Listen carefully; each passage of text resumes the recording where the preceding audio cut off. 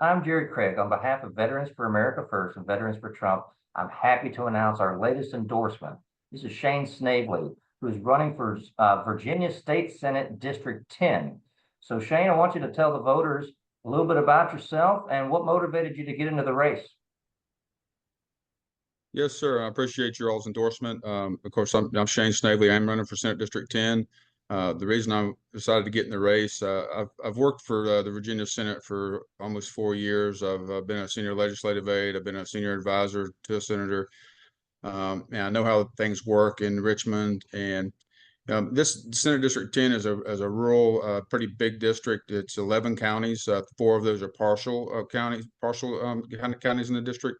And I have a ability to get things done. I've spent 4 years building relationships in the Senate.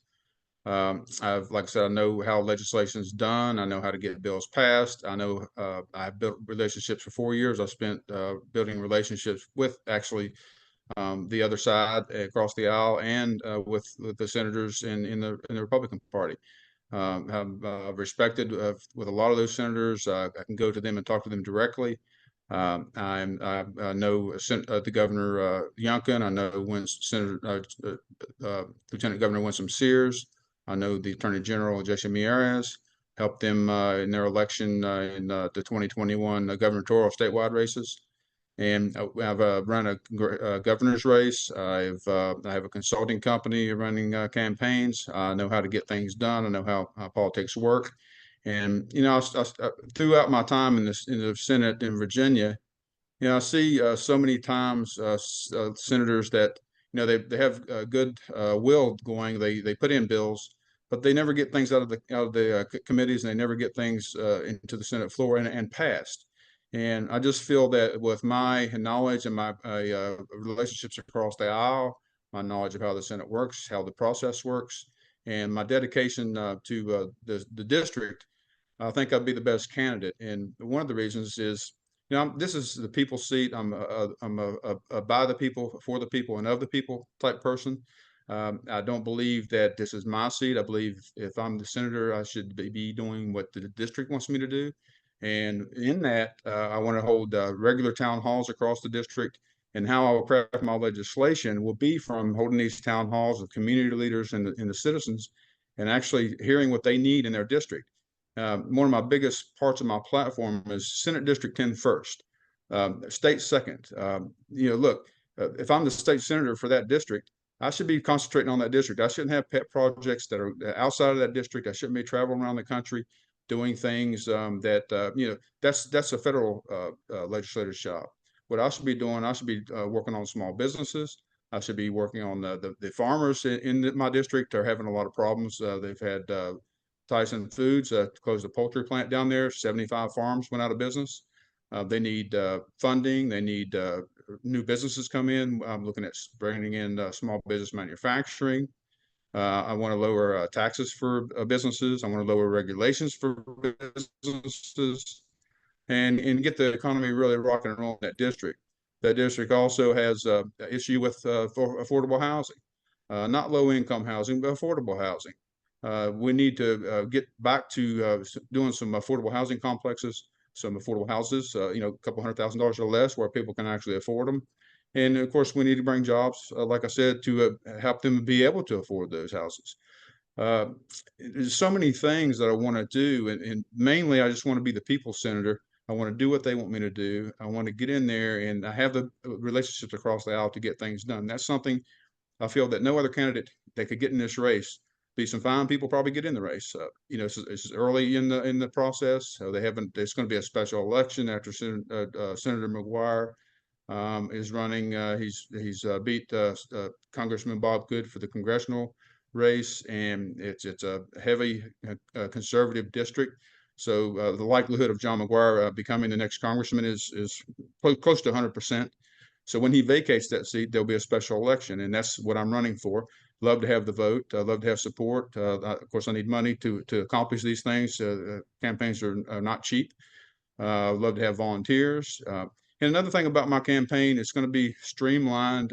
I have a real issue with how candidates spend money. The donor's money should be a very precious thing. People, I've seen it many times. A person spends $5 give you $5, to give you 25, they give you 100. Well, a lot of those people, they can't afford that. They believe in you, and they're giving this to you because they believe in you and they want to support you. And $25 to a person, it might be like 100 or 1,000 to somebody else. And you won't see in my campaign finance reports expensive meals and going to steakhouses and doing these things. My campaign will be streamlined, run with a big emphasis on, look, this is the donors' money. They gave this to me for me to run this campaign, and I'm not going to waste it, and I'm not going to frivolously spend it. And with that, how I run my campaign is how I'll be running my Senate seat. Fiscal responsibility. How are they spending your tax money? Lowering taxes. We've done a good job so far with Governor Youngkin in lowering state taxes. I want to help continue that because we have a surplus.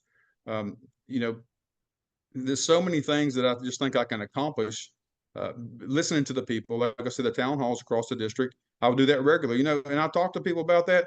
And when I get out and I'm talking to the farmers, I'm talking to the people in the district, talking to community leaders, they say, this is a fresh idea that used to be 20 years ago. 20 years ago, they said they really haven't seen it since then. But, the representatives, they used to hold town halls. They come out and see you all the time, and they find out what you're doing, and they give you advice of what they need in their communities and their districts. And you don't really see that anymore. And how I craft my legislation every year is going to be from these town halls. What do these people need? What's their concerns? What do they want done? And I'm going to listen to them. That's what I'm going to do for them. And like I said, one of the reasons I can do that is what you can put the legislation in all you want. But first, you have to get out and know and see what the people want. You can put the legislation in, but if you don't have the relationship across the aisle, you're dead in the water. So also, with my 4 years of building the relationships across the aisle, I can actually have a chance to get these things out of committee, get them on the Senate floor, and get them passed. That's something that any other candidate doesn't have the 4 years experience working in the Senate, working for senators, knowing the opposite side, and knowing how to get things done. Any other senator that will come in this race that could be elected, they got a learning curve. They got to get in there. They got to build their relationships. They got to learn how the system works. And that why would you want to do that when you put somebody in there that can be your senator day one, the senator that gets things done, the senator that knows how to get things done, and a senator that's willing to listen to the people and do what they want to be done. You can listen to me. I'm going to be doing a lot of Facebook posts. We're going to be doing a lot of Facebook Live. You can go to my website at shayneforva.com. I'd love to have like I said, your support. I'm looking for volunteers. Love to have your vote. This is going to be a national thing. We're doing press releases, so it's going to be national. If you're somewhere else, you want to get a good senator in there that's of the people, by the people, for the people, pro God, pro guns, pro life, pro America first, 100% for that. I voted for President Trump twice. I'll be voting for him again. I've spent a lot of time in Mar-a-Lago and different events, running other campaigns with candidates.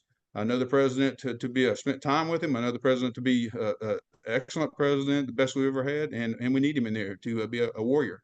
And that's one of the things I want to do in Senate District 10. I want to be the warrior for the people. I want to be in there and fight for the people. And I'm known I'm known in Richmond that if I go to get something done, I don't quit till I get it done.